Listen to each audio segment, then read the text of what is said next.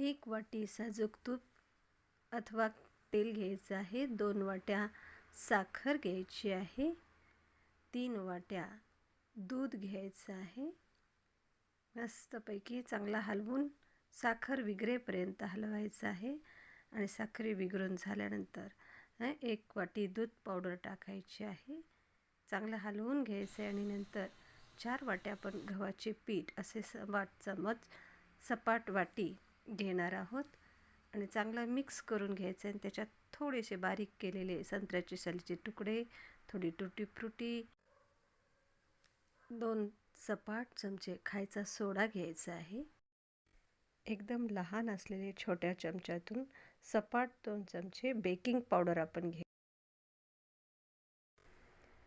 आणि 5-7 थेंब vanilla essence आपण टाकलेले आहोत.